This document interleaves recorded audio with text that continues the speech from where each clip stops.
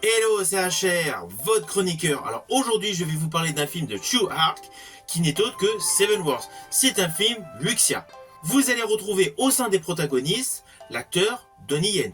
Avant d'aller plus loin, n'oublie pas, si tu n'es pas abonné, pense à le faire. Surtout la petite cloche pour les notifs pour être informé de mes nouvelles vidéos. Et si tu aimes ce que tu vois, pense à liker. Let's go!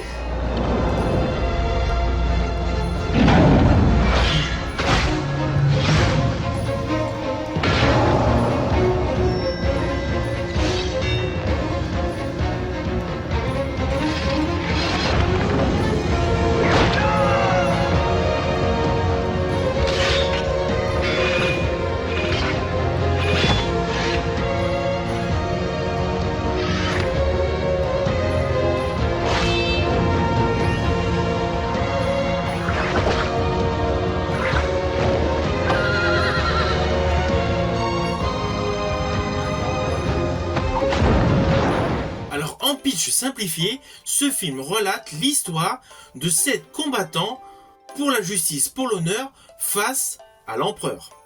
Oui, là je vous l'ai dit de manière extrêmement simple. Mais avant de vous détailler le pitch de base de ce film, je tiens à remémorer en lieu et contexte où a démarré l'histoire de ce film. C'était à l'époque où Quentin Tarantino était président du jury au Festival de Cannes. Il avait parmi les membres du jury le réalisateur Chu Ark.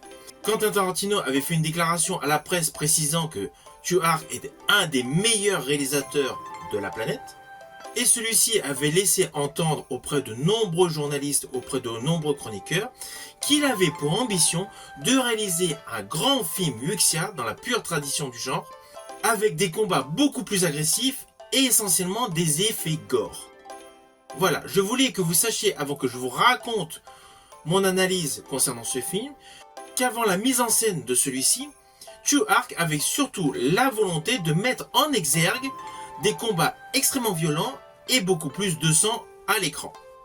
Alors concernant le contexte de l'histoire de ce film, il se déroule durant la Chine féodale, plus précisément lorsque la dynastie Qing s'installe.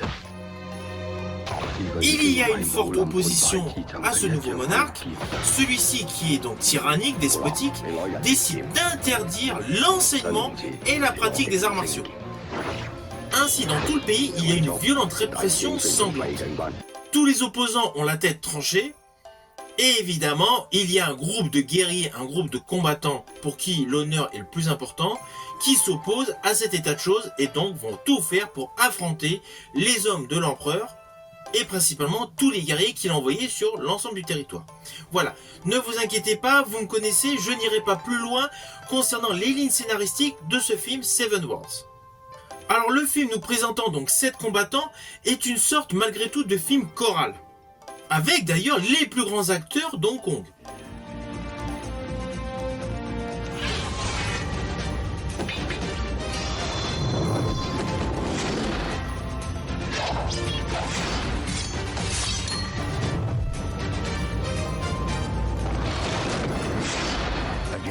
Nous retrouvons bien évidemment Donnie Yen, un grand spécialiste des arts martiaux que l'on a pu voir dans de nombreux films wuxia et dans la saga emblématique des Ip Man. Yongchun.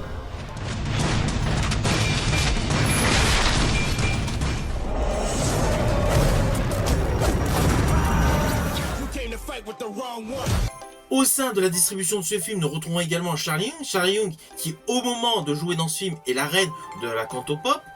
Et il y a également une grosse distribution par rapport à toute l'Asie. Nous avons des acteurs de Corée du Sud, nous avons des acteurs du Taïwan. Sans oublier Tilly Wu, grande star de l'opéra de Pékin. Au sein de ce film, donc, tous ces différents protagonistes sont extrêmement travaillés, extrêmement édulcorés. Que ce soit leur mise en scène, que ce soit leur jeu d'acteur ou d'actrice, ou que ce soit leur ligne de dialogue. Tout est en adéquation avec des spécificités différentes. En fait, les 7 combattants principaux ont des techniques différentes. Et c'est ça ce qui fait la force de ce film. C'est que sous couvert de pratiques différentes, de caractères différents, et surtout de jeux totalement différents, il y a une certaine alchimie sur les 7 combattants, les 7 épées. À cela s'ajoute Sang-Li qui interprète le grand méchant de ce film. Il est despotique, il est tyrannique, il est violent. Alors oui, certains pourraient dire qu'il a des petits moments caricaturaux. Mais cela colle parfaitement avec son personnage. D'ailleurs, pour la petite histoire, sachez que lui aussi, il est également sorti de l'Opéra de Pékin. Alors, outre le fait d'avoir une très bonne distribution, des acteurs qui assurent des chorégraphies de folie pour les combats, la grosse plus-value de ce film de Tsui-Hark, ce sont les décors. La majorité du film a été tournée en décors réels. Vous allez découvrir des paysages naturels mais improbables.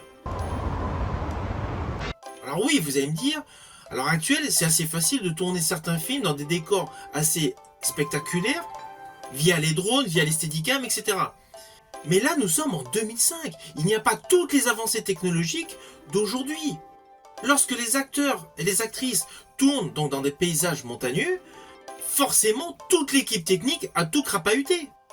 Le matériel pour les besoins de ce film était forcément énorme, était forcément lourd, donc imaginez toute la logistique pour l'époque.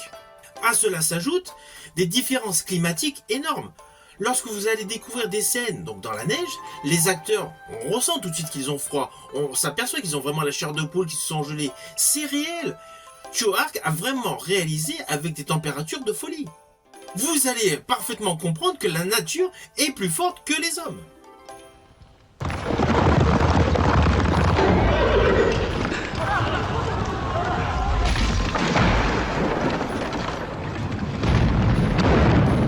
Autre détail qui n'est pas négligeable, ce sont les costumes. Les costumes sont de toute beauté et surtout très étonnants. Je pense notamment à la scène d'ouverture. La scène d'ouverture, on découvre donc avec une colorimétrie à dominante rouge sur fond gris, des personnages dignes d'un Mad Max. Les armures, toutes les armes, tout ce qui est métal et surtout les casques, etc. Des méchants, donc des assassins au tout début du film et que vous allez voir pendant tout le film, ils ont des équipements qui semble vraiment sortir d'un monde post-apocalyptique.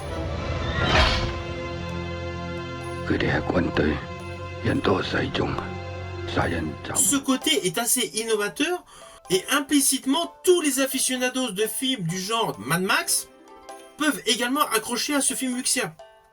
Je pense principalement à un bouclier avec des lames lorsqu'il est lancé. C'est une très belle innovation en termes de costume et également en termes de technicité de réalisation. Alors Tsui-Hark a une très grande carrière cinématographique en tant que réalisateur. Il a débuté en 1971. En 1997, il avait fait jouer Jean-Claude Van Damme dans Double Team. Qu'il avait retrouvé en 1998 pour Piège à Hong Kong.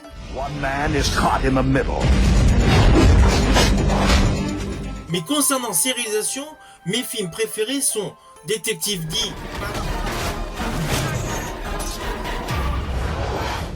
Détective D 2, La légende du dragon des mers en 2013. Votre ordre s'est toujours montré efficace. Si l'enquête n'est pas close d'ici 10 jours, votre tête tombera. Et Détective D 3, La légende des rois célestes en 2018.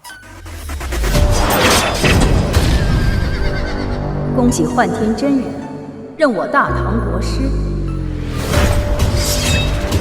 那就请真人演练大法。 J'estime qu'avec Seven Worlds, Tsui-Hark a réalisé un excellent film asiatique wuxia, qui possède de nombreuses scènes de combat à couper le souffle et les batailles sont extrêmement impressionnantes.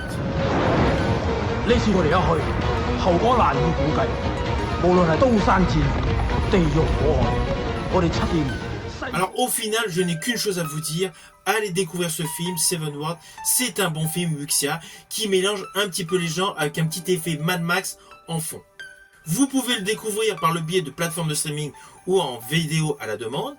Et vous pouvez également l'obtenir, le découvrir par le biais de supports physiques, DVD et Blu-ray. Si tu as aimé la vidéo, pense à la liker, la partager. Quant à moi, je vous dis à bientôt pour une prochaine chronique.